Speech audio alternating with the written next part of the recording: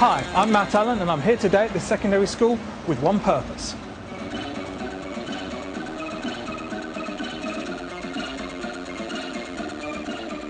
I want to convince the kids of today that the machine I grew up with, the Commodore 64, is as great as it ever was, 30 years on.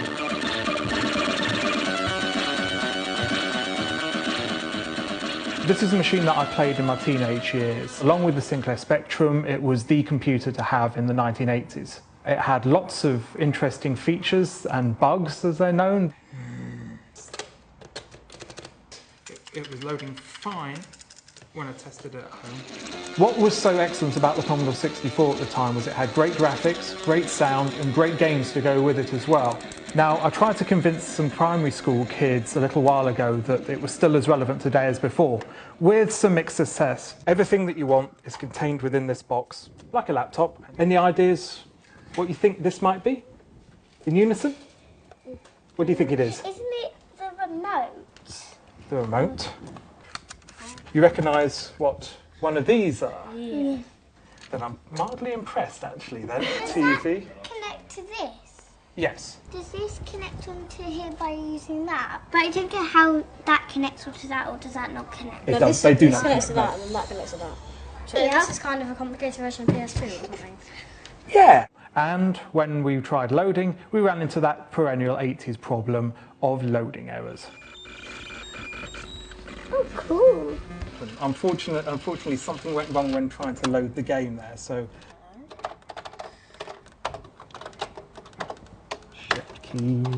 Is it supposed to do that? By the time that we'd managed to get the game to load, I'd lost half my audience. 51, 52, 53. While you're waiting, could you listen to music and Dance along to it. dance along to it as well? Yes. So let's hope today's experiment with secondary school kids goes a little more smoothly. How's everyone doing? Good. Anyone hazard a guess what this might be? The controllers. Joystick. It is the joystick, yes. Anyone care to guess what that might be? Just graphics to video or for the screen or... Not quite. Is that where you put the game Yes, it is. on a cassette? Yes, it is actually on a cassette. So this would be an example of a game that would be released on the system. This is called Buggy Boy. You could actually load off the tape, and it would take an inordinate amount of time, unfortunately, if we switch the machine on. About the only time you switch on a machine and want to see a blue screen. Anyone hazard a guess as to how you tell it to load the game? You sort of type it in and... Correct. What do you think you might actually type in? Load. Correct. It was as simple as that. And away it would go. Loading games in the 80s taught you patience. So this is before the loading screen. Yes. The loading is loading the loading screen. Correct, yes. A few games even gave you a little game to play while you were waiting, so that alleviated the boredom. And it's loaded. Yay! Praise the Lord.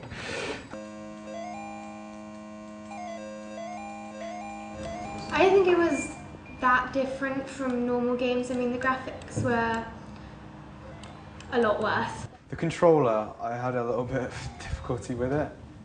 I was just inexperienced, I guess.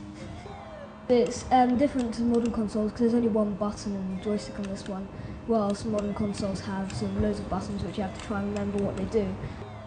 It's not really amazing on our point of view. Well, it's good, but for them it must have been pretty incredible.